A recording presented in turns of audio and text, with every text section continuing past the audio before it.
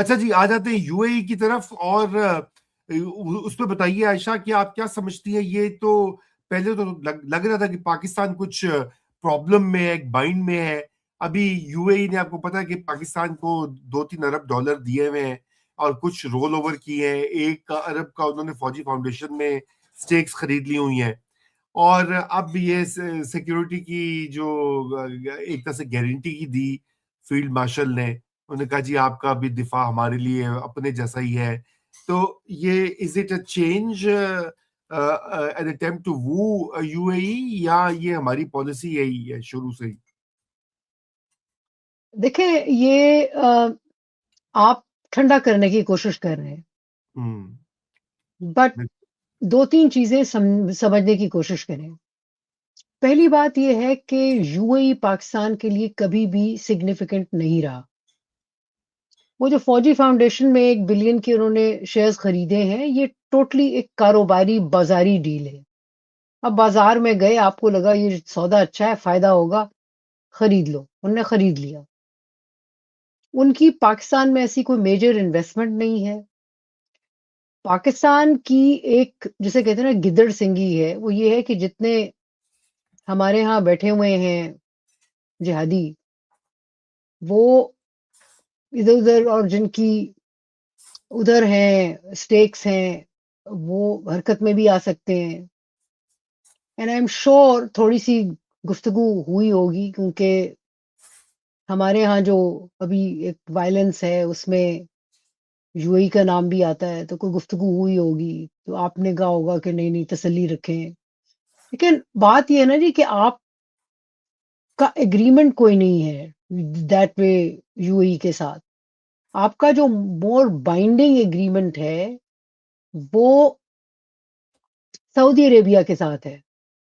आपकी traditional historical commitment भी Saudi Arabia के साथ है। बल्कि अगेन, वो अल्लाह भला करे, जेफरी एप्स्टीन की फाइल्स, उसमें एक बड़ा मजेदार रेफरेंस है, 2015 covert agreement with Saudi Arabia. मेरे को याद है जब गवर्नमेंट कह रही थी कि जी यमन में डिप्लॉय नहीं करना, ये वो, जी। तो उसमें एक नोट है कि जी एक्चुअली इन्होंने ना किया है, लेकिन कोवर्टली इनकी डील हो गई है with Saudi Arabia to right. Protect it. और पाकिस्तान नेवी भी डिप्लॉयड है, तो कि ये फैक्ट्स तो पहले से भी बाहर थे। तो सऊदी अरेबिया के साथ हमारा ज्यादा बाइंडिंग है, यूएई के साथ। और ये जो हम उनसे प्यार मोहब्बत के भी वादे किए फील्ड मार्शल साहब ने, फील्ड मार्शल साहब पे डिपेंड नहीं कर रहा। ये सऊदी अरेबिया यूएई के ताल्लुकात पे कर रहा है। हम्म। अगर उसमें टेंशन रहती है, तो क्या कर लेंगे?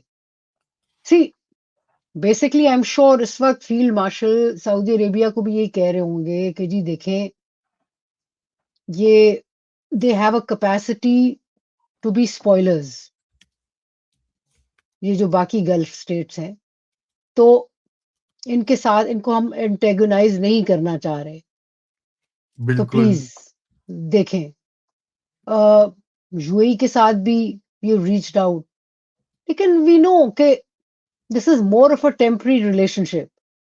उनकी इन्वेस्टमेंट्स साउथ एशिया में, उनकी ज्यादा इन्वेस्टमेंट्स इंडिया में है, एंड वाइजा वर्सा। इंडियंस की बिजनेस की इन्वेस्टमेंट बहुत है यूएई में। बहुत ज्यादा हमारी है जी। बहुत हमारी ज्यादा। कंपैरेटिवली हमारी तो रियल एस्टेट में है ना। हम जी बिल्कुल बिल्कुल। लेकिन वह और वहां की, देखिए वहां का जो निजाम है, आयशा, वहां का बैंकिंग सिस्टम, फाइनेंस सेक्टर, वो सारा इंडियंस चलाते हैं। सबसे बड़ी कम्युनिटी है, एज यू नो, यूएई में। और उनकी बड़ी पहुंच भी है हुकूमत के साथ, रूलिंग फैमिली के साथ। हमारे तो ज्यादातर एब्सेंटी लैंडलॉर्ड्स है ना, उन्होंने अपार्टमेंट्स लेके बिल्डिंग्स पे बिल्डिंग्स खरीद के बैठे तो सारे पाकिस्तान में है। बाकी देखिए, तो हमारे सर्विस। हमारे हमारे यहाँ टैक्सी ड्राइवर्स हैं, जी हमारे जी। यहाँ नीचे वर्किंग नीचे क्लास। जी वर्किंग क्लास हमारी है। जी। नॉन स्किल लेबर हमारी हाँ ज्यादा है वहाँ। जी बिल्कुल तो बिल्कुल। यू नो, ये ये अपीजमेंट नहीं, ये कोई मेजर पॉलिसी शिफ्ट नहीं है। ये हम्म। बेसिकली थोड़ा हाथ सा साथ मिलाना है कि भाई ठंडा प्लीज किया ठंडा करने की कोशिश है। ठंडे होते हैं या नहीं होते, दैट्स अ डिफरेंट है। स्टोरी। ठीक। बट आप अपीजमेंट तो करते हैं ना, कि जिस तरह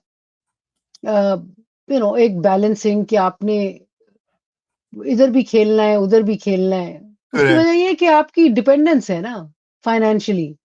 अग्रीड अग्रीड। अच्छा आयशा, मैं ये चाहता हूँ कि हम क्लोज कर दें क्योंकि वक्त जी हमारे शो का खत्म हो गया, लेकिन एक दो सवालात थे वो मैं चाहता हूँ कि आपसे मैं क्विकली डिस्कस कर लूं। एक जी असद खान है, वो ये रेगुलर व्यूअर है हमारे, वो कहते हैं जी in last programme and today you continuously are saying that attack on Iran will also destabilize Middle East countries, but how much? You know how would one know कि क्या कितनी इंस्टेबिलिटी आपके लिए कितनी। असद साहब, इंस्टेबिलिटी काफी है और मेरे लिए कितनी कम हम्म। है या ज्यादा है।